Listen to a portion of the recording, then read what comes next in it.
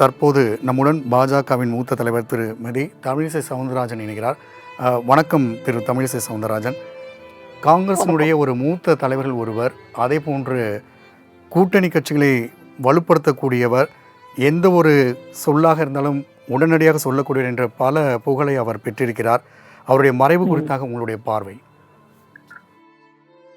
ஒரு இயல்பான தலைவரை, ஒரு இயற்கையாக பழகக்கூடிய தலைவரை, ஒரு செயற்கை தன்மை அற்ற தலைவரை, இலகுவாக எல்லோரும் அணுகக்கூடிய ஒரு தலைவரை இழந்திருக்கிறோம் என்று தான் சொல்ல வேண்டும்.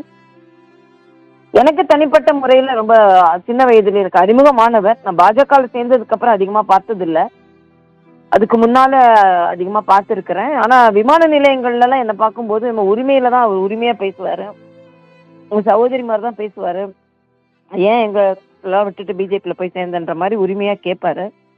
நான் உறுதியா இருக்கிறத பார்த்து அதை பாராட்டுவார். தன் கட்சியை சார்ந்தவர்களா இருந்தா கூட, தன் கட்சி தலைவர்களா இருந்தா கூட அது வலிமையா விமர்சனத்தை வைக்கக்கூடிய ஒரு தலைவர். இன்னும் அதிக நாட்கள் வாழ்ந்து அவர் இன்னும் பணியாற்றி இருக்க வேண்டும். இயற்கை யாரும் வெல்ல முடியாது. அவரை இழந்து வாடும் இயக்கத்திற்கும் குடும்பத்திற்கும் எனது ஆழ்ந்த அனுதாபங்களை தெரிவித்துக் கொள்கிறேன்.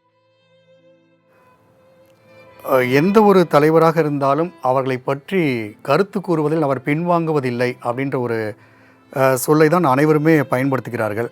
அவங்களுடைய தந்தையோடும் இவர் பயணித்திருக்கின்றார். காங்கிரசினுடைய ஒரு பேரியக்கத்திலும் இவர் தொடர்ந்து பணியாற்றி கொண்டிருக்கிறார். இந்நிலையில் இந்த கூட்டணி கட்சிகளோடு அவர் இருக்கக்கூடிய அந்த சூழல், அதையெல்லாம் நீங்கள் எப்படி இந்த அரசியல் பார்வையாக நீங்கள் பார்க்குறீங்க? அதாவது என்னை அவர் ஒரு அரசியல் கட்சி தலைவர் என்று சொல்லுவார். என்ன மாதிரியே ஒரு தேசிய கட்சியோட தலைவர். ஆனால் என்னை ஒருமையில தான் கூப்பிடுவார். அரசியல் கட்சி தலைவராக இருந்தாலும் எங்களுக்கு சகோதரி தான் அப்படின்னு ஏர்போர்ட்லாம் பார்க்கும்போது இங்கே வா அப்படின்னு தான் கூப்பிடுவார்.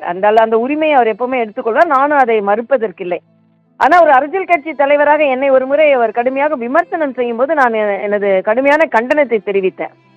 அப்போ சொன்னேன், தனிப்பட்ட தமிழிசை நீங்க விமர்சிக்கல, பாஜக தலைவரை விமர்சிப்பதை நான் ஒருபோதும் ஏற்றுக்கொள்ள மாட்டேன் என்று சொன்னவுடன் அதற்கு ஒரு வருத்தம் தெரிவித்த அளவிற்கு ஒரு பண்பாளர். நிறைய பேர் அப்படி இறங்கி வரமாட்டாங்க. பெரிய பெரிய தலைவர்களாலும் கூட விமர்சனம் செய்திருக்கிறார். அவங்க கட்சி தலைவர்களை கூட அவர் விமர்சனம் செய்திருக்கிறார். அப்படி உள்ளே ஒளித்து வைக்காமல், மறைத்து வைக்காமல் வெளிப்படையாக பேசக்கூடிய தலைவர்கள் மிக குறைவானவர்கள். அதில் அவர் ஒருவர்.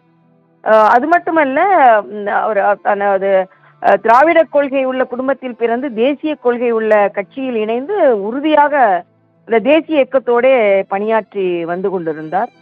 எந்த பல சவால்கால சூழ்நிலையில் அவர் பணியாற்றி இருக்கிறார். இப்பொழுது சட்டமன்றத்தில் அவர் சிறப்பாக பணியாற்றி கொண்டிருந்தார். அவர் இன்று இல்லை என்று நினைக்கும் போது நமக்கு வருத்தமாகத்தான் இருக்கிறது. ஒரு இயல்பான தலைவரை இழந்து விட்டோம் என்று நினைக்கும் போது அது காங்கிரஸ் இயக்கத்திற்கு மட்டுமல்ல, தமிழக அரசியலிலேயே ஒரு நல்ல தலைவரை இழந்திருக்கிறோம் என்று தான் சொல்ல வேண்டும். தொலைபேசி வாயிலாக உங்களுடைய புகழஞ்சை செலுத்தமைக்கு நன்றி திரு தமிழிசை சவுந்தரராஜன்.